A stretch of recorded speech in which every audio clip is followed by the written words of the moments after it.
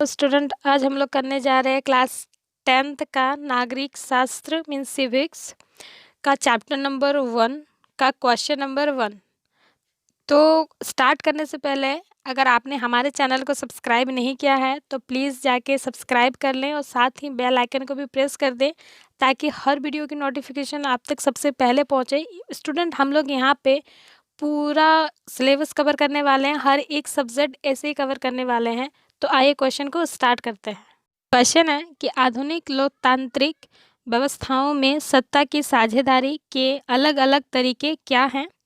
इनमें से प्रत्येक का एक उदाहरण भी दे। आंसर है आपका कि आधुनिक लोकतांत्रिक व्यवस्थाओं में सत्ता की साझेदारी के अनेक रूप हो सकते हैं जो निम्नलिखित है। पॉइंट नंबर 1 है आपका कि शासन के विभिन्न अंग के बीच बंटवारा।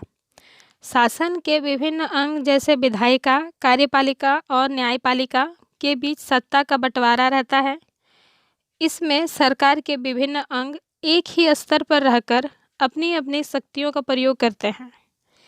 इसमें कोई भी एक अंग सत्ता का असीमित प्रयोग नहीं करता, हर अंग दूसरे पर अंकुश रखता है। इससे विभिन्न संस्थाओं के बीच सत्ता का संतुलन बना रहता है। इसके सबसे अच्छे उदाहरण अमेरिका व भारत है। यहाँ विधायिका कानून बनाती है, कार्यपालिका कानून को लागू करती है तथा न्यायपालिका न्याय करती है। भारत में कार्यपालिका संसद के प्रति उत्तरदायी है, न्यायपालिका की नियुक्ति कार्यपालिका करती है।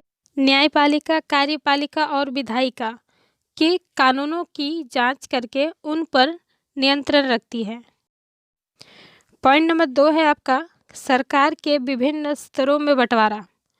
पूरे देश के लिए एक सरकार होती है जिसे केंद्र सरकार या संघ सरकार कहते हैं। फिर प्रांत या क्षेत्रीय स्तर पर अलग अलग सरकारें बनती हैं जिन्हें अलग अलग नाम से पुकारा जाता है। भारत में इन्हें राज्य सरकार कहते हैं।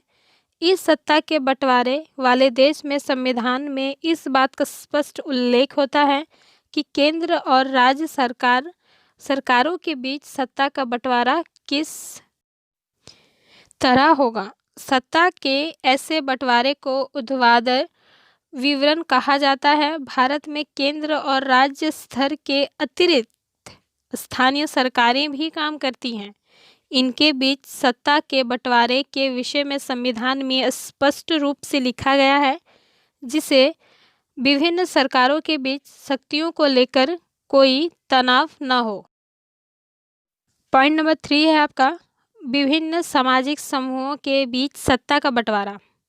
कुछ देशों के संविधान में कुछ बात का प्रावधान है कि सामाजिक रूप से कमजोर समुदाय और महिलाओं को विधायिका और प्रशासन में हिस्सेदारी दी जाए ताकि लोग स्वयं को शासन से अलग ना समझने लगे। अल्पसंख्यक समुदायों को भी इसी तरीके से सत्ता में उचित हिस्सेदारी दी जाती है। बेल्जियम में सामुदायिक सरकार इस व्यवस्था का अच्छा उदाहरण है। पॉइंट नंबर 4 इज राजनीतिक दल व दबाव समूहों द्वारा सत्ता का बंटवारा। लोकतांत्रिक व्यवस्था में सत्ता बारी बारी से अलग अलग विचारधारा और सामाजिक समूहों वाली पार्टियों के हाथ आती जाती रहती है। लोकतंत्र में हम व्यापारी, उद्योगपति, किसान और औद्योगिक मजदूर जैसे कई संगठन हित समूहों को भी सक्रिय देखते हैं। सरकार की विभिन्न समितियों में सीधी भागीदारी करने या नीतियों पर अपनी सदस्य वर्ग के लाभ के लिए दबाव बनाकर ये समूह भी सत्ता में भागीदारी करते हैं। अमेरिका इसका अच्छा उदाहरण है।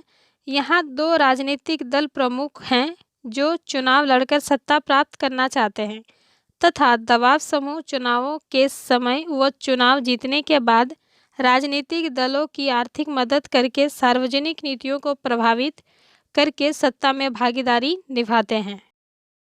स्टूडेंट आपको अगर कोई डाउट हो तो आप कमेंट सेक्शन में मेंशन कर देना, मैं आप लोगों के डाउट्स ले लूँगी। अगर आप चाहते हैं कि मैं किसी भी टॉपिक को डिटेल में बताऊं तो आप हमें कमेंट करके बता सकते हैं कि मैम इस टॉपिक को आप डिटेल में बता दीजिए।